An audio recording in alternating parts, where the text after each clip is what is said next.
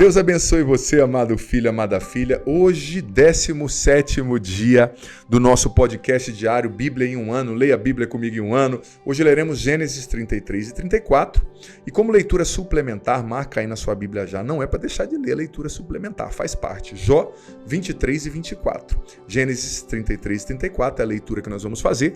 E leitura suplementar, tarefinha para você ler depois. Jó 23 e 24.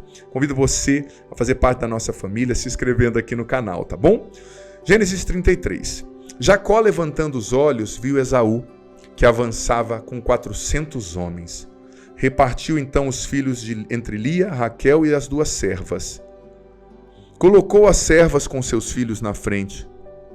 Depois Lia com os seus. E por último Raquel com José. E ele, passando adiante, prostrou-se até a terra 7 vezes, antes de se aproximar do seu irmão.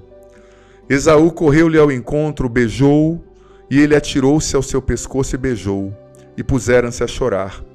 Levantando os olhos, Esaú viu as mulheres e as crianças. Quem são esses que tens contigo? Perguntou ele. São, respondeu Jacó, os filhos que aprouve a Deus dar ao teu servo. Aproximaram-se então a serva com seus filhos e prostraram-se. Lia com seus filhos adiantaram-se por sua vez e prostraram-se, e enfim, José e Raquel prostraram-se também. Esaú disse, que significa todo esse acampamento que encontrei? É, disse Jacó, para ganhar o favor do meu senhor. Esaú disse-lhe, possuo muitos bens, meu irmão, guarda o que te pertence. Ó, suplico-te, replicou Jacó, se ganhei o teu favor, aceita este presente de minhas mãos, porque te contemplei como se contempla a Deus, e me fizeste bom acolhimento. Aceita o presente que te ofereço, pois Deus cumulou-me de tantos de seus favores, e nada me falta. E tanto insistiu que Esaú aceitou. Esaú disse, partamos e ponhamo-nos a caminho, eu te precederei. Jacó disse-lhe, tu vês, meu senhor, que os meninos são delicados, e tenho de cuidar das ovelhas e vacas que amamentam. Se os fizer caminhar ainda um só dia, morrerá todo o rebanho. Que o meu senhor vá, pois, adiante de seu servo. Eu seguirei devagar, ao passo do rebanho, que vai adiante de mim, e ao passo dos meninos, até que chegue à casa do meu senhor em Seir. Permita-me ao menos, disse-lhe Esaú, deixar-te uma parte dos meus homens. Não é necessário, disse Jacó. Basta-me ter achado graça aos olhos do meu senhor. No mesmo dia, Esaú retomou o caminho de Seir. Jacó partiu para Sucote, onde, tendo edificado uma casa, construiu também cabanas para o seu rebanho. Daí o nome de Sucote dado a esse lugar. De volta a Padã Aram, Jacó chegou sem contratempos à cidade de Siquém, na terra de Canaã. Acampou diante da cidade.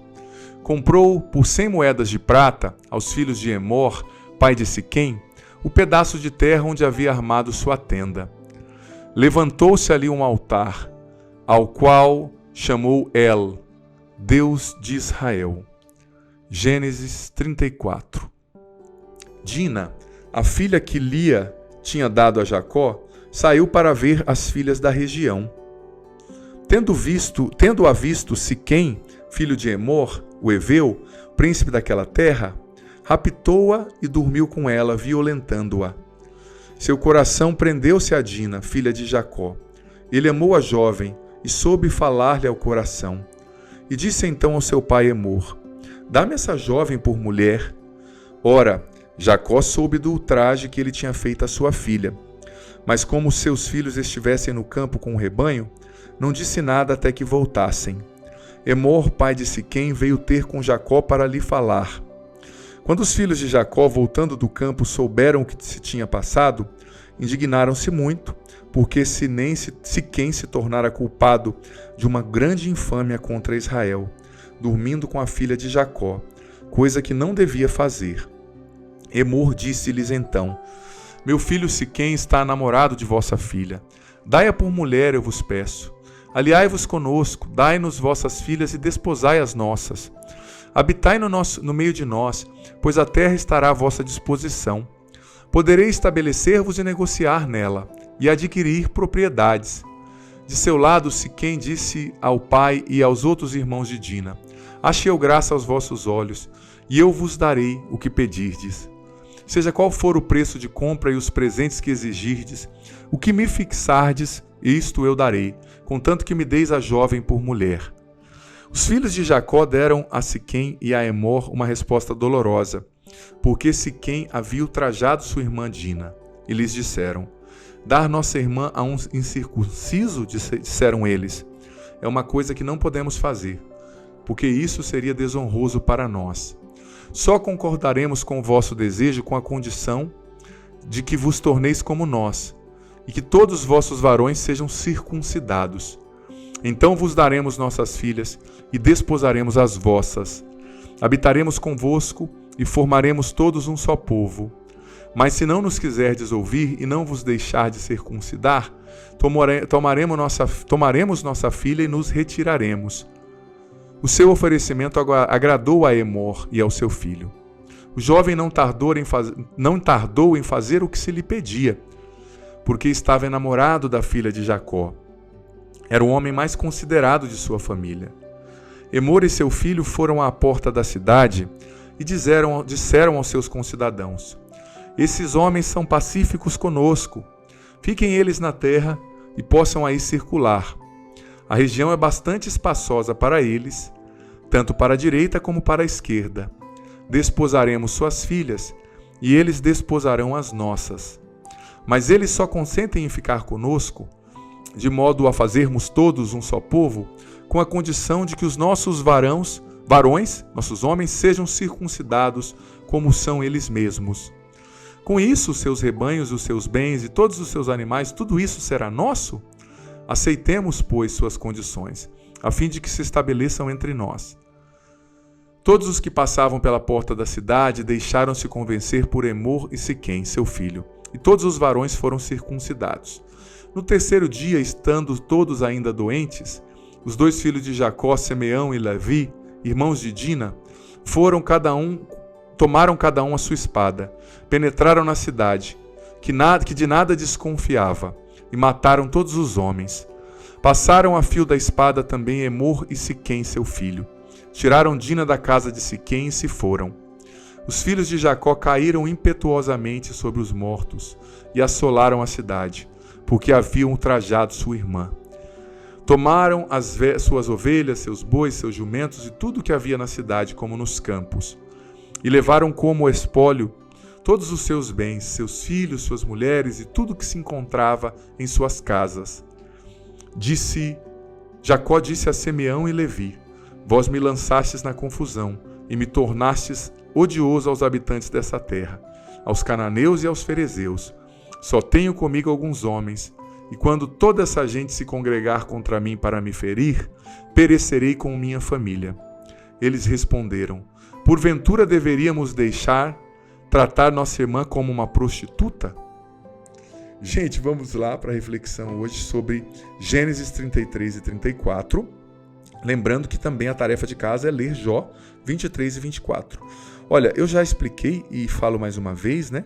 Lendo o livro do Gênesis, lendo essas passagens todas aqui, né, dos patriarcas, nós mergulhamos, gente, no jeito de pensar desse povo, em como as coisas funcionavam, né? A palavra de Deus é de Deus, mas ela se encarna em uma cultura, ela revela a sinopse ali, aquilo que é o pensamento daquele tempo, né? Então, naquele tempo, era um povo tribal, eram tribos, e o oriental, até hoje, ele é assim, quando você vai para o Oriente Médio, você vê. Eles prezam muito pelo sangue, pela honra, pela família, né? E é muito forte essa questão de tribo, é muito forte essa questão dos que estão em outra tribo não poderem entrar, etc. E eles entrando, se estabelecendo numa nova terra, aconteceu isso, desse menino, né, esse príncipe, estuprar a irmã deles. E isso, para a cultura oriental, era imperdoável, né? Era imperdoável. Então, para você ver, a Bíblia, ela narra coisas que são humanas, que nós vivemos, né? Que as pessoas vivem em geral. A Bíblia narra fatos que a gente vê no jornal. Estupros, problemas, assassinatos. Ainda mais naquela época a gente era bem mais violento, era uma época de muita guerra. As coisas aconteciam na base de guerra. Então, é o pensamento da época, é como as coisas funcionavam. Estupraram a menina e pediram que ele se circuncidasse. O que é circuncisão? É tirar o prepúcio, né? Aquela parte que sobra no pênis do homem, né? É a operação de fimose moderna que as crianças fazem, a maioria na infância, né? Para evitar depois que a criança tenha algum problema. Futuro homem, né? Na hora de urinar, na futura ereção e assim sucessivamente. Esse era o sinal da aliança deles com Deus. Eles pediram, né? Para que se fizesse isso, e depois, quando os homens estavam de repouso, porque imagina, fazer isso, né? Você ficava mal por um tempo. Depois, quando eles estavam de repouso, eles foram lá, atacaram e mataram todos os homens. Era olho por olho, dente por dente, né? Era outro sistema. Claro, eu não estou defendendo, né, a violência, mas esse menino também, porque é príncipe, acha que pode estuprar as mulheres, né? Não é assim que funciona, né? Não dá para objetificar as pessoas, né? Tornar um objeto. Gente, nós vimos também o temido encontro, né, de Jacó com Esaú. Esaú tinha prometido que ia matá-lo, mas isso 20 anos antes.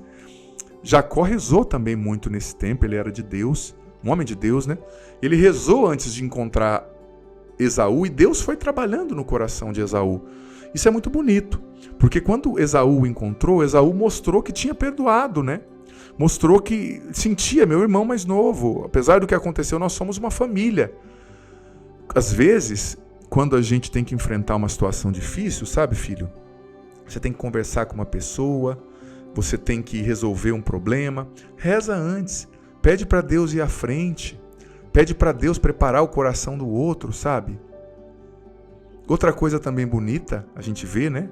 Que Jacó, o nome dele se tornou Israel, porque ele lutou com Deus, né? É uma maneira da Bíblia expressar, né? Que ele era tão íntimo de Deus, né? O anjo do Senhor, muitas vezes na Bíblia, é uma maneira de dizer Deus, né?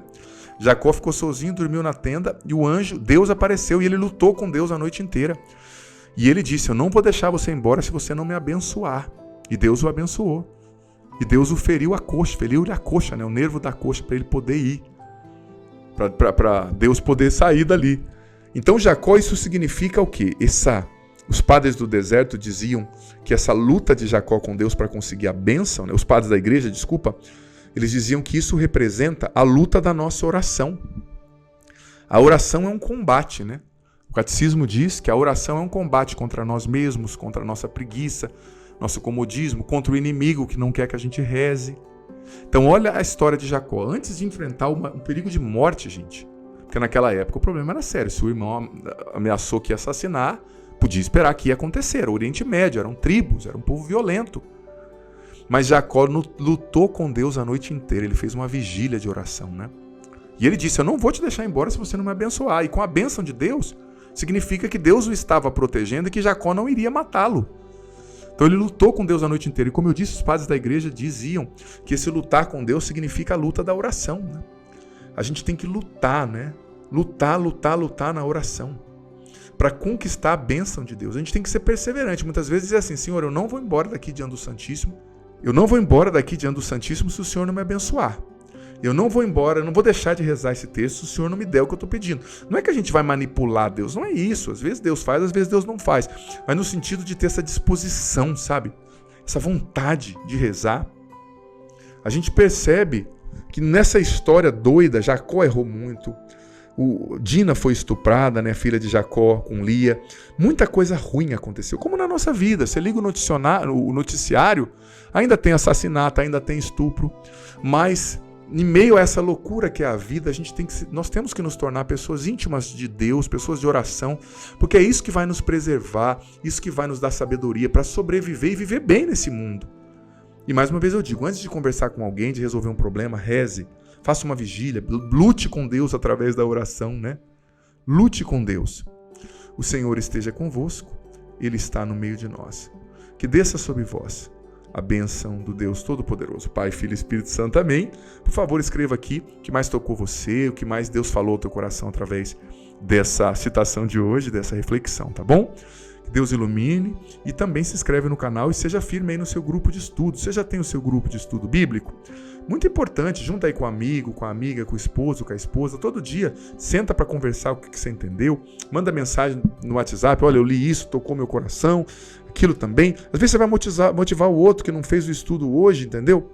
Faz um grupo aí no WhatsApp, aí você se reúne uma vez por semana na casa de um, outra semana na casa de outro, e lá na reunião cada um fala de um dia, né, da palavra de um dia, um da segunda, outro da terça, outro da quarta, comem junto lá, tomam um suco junto, tá bom? Deus abençoe.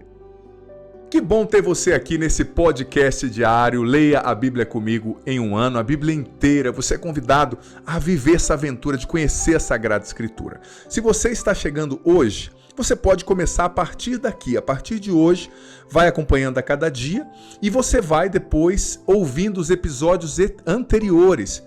Vai no começo da playlist, a Bíblia em um ano, hoje você ouve o do dia de hoje e ouve o do primeiro, amanhã o do dia de amanhã e o segundo. E assim você vai, consequentemente, gradativamente, ouvindo os episódios anteriores e fazendo parte dessa playlist ao longo desse ano, lendo a Bíblia inteira com a minha explicação. Olha, vem fazer parte, seja perseverante, você vai colher frutos maravilhosos.